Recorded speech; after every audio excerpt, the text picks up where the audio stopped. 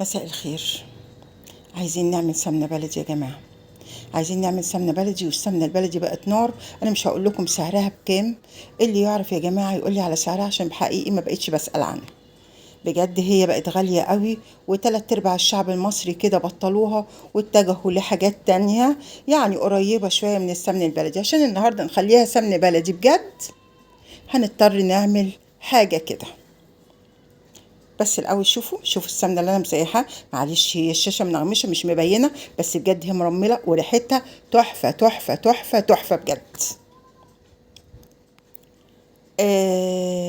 في ناس ما تقدرش تعمل حاجات كتيره قوي غير بالسمن البلدي، وزي ما قلت لكم طب هنعمل ايه؟ هنعمل سمنه بلدي موفره شويه، بس بحاجه كده صغيره محوشينها عندنا في البيت. دايما عندنا ستات البيوت المصريين ما شاء الله شاطرين قوي في تحويشها. فهي هنضيفها على السمنة اللي بدأنا نجيبها كلنا دلوقتي، اللي هي ايه؟ اللي هي الشرقية بيور. جبت كيلو من ديت اللي هي الزبدة البقري، وكيلو من الزبدة الجاموسي.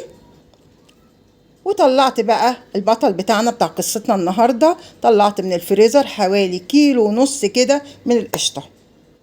ودي اللي هتخلي لي السمنة البلدي تبقى بلدي بجد، ونقول البلدي يوكل بحق وحقيقي بقى.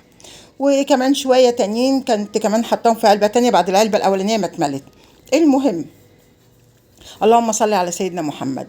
هاتي الزبدة البيور ديت سعرها معقول، بنقدر نشتريها، ونحط عليها الزبدة اللي احنا محوشينها ديت، ونطلع أحلى أحلى أحلى سمن بلدي بجد. سمن بلدي بجد، ريحة وطعم وكل حاجة تحفة. اللهم صل على النبي. نجيب كده حلة واسعة شوية، تكون يعني ما بتلزقش، ونسيح فيها كل حاجة على بعضها. يعني الزبدة اللي هي البقري على الزبدة الجاموسي على القشطة، ننزله كله ونعلي النار لحد ما يسيح. وأول ما يسيح نبدأ نهدي النار كده، وإيدينا فيه كده رايحين جايين إيدينا فيه. طبعا دوت بتفرق شوية. شايفين القشطة لسه ما ساحتش اهي، يعني في أجزاء من القشطة لسه ما ساحتش. هي بتاخد شوية وقت على النار على بال القشطة ما يتبخر اللبن اللي فيها.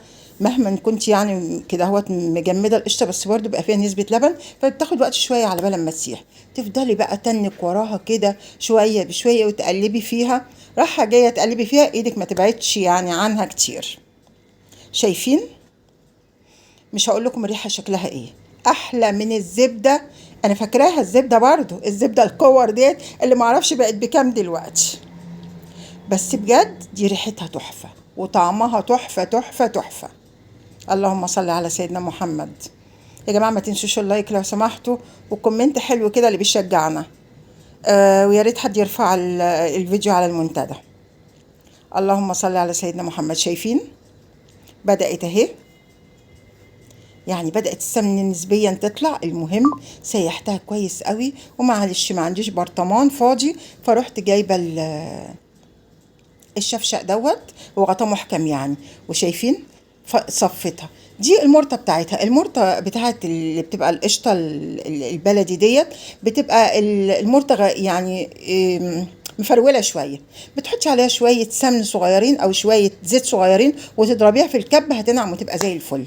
المهم بيتها في الفريزر، وزي ما انتوا شايفين كده بسم الله ما شاء الله، الريحة فظيعة والطعم أفظع وأفظع. يا سلام كده ما تعملي منها صينية بسبوسة، اوعي، حاجة فل الفل، وموفرة إلى حد ما، ونقدر نشتريها في تناول يد الجميع. يعني الزبدة دي بيبقى نازل عليها في النت كده، يعني اسمها نازل عليها خصم، أوقات كتيرة أوي بيبقى نازل عليها خصم، وما بتاخدي كمية بيبقى فيه خصم أكبر. فحلوة بصراحة. وحوشي القشطة حطيها عليها، طلعي سمن بلدي بجد، بلدي بلدي مرملة وتحفة تحفة تحفة. اعمليها ومش هتندمي بجد، حلوة قوي. بس طول الوقت يعني وانت جايبة اللبن البلدي كده وفري القشطة وحوشيها. شايفين انا بحاول اوريها لكم مرملة قد ايه، بس معرفش الكاميرا كانت ليه مش موضحة قوي، بس والله العظيم تحفة تحفة، ريحة وطعم وشكل فظيعة، مرملة جميلة. وهو نقدر نعملها. يا رب تعجبكم. تصبحوا على خير.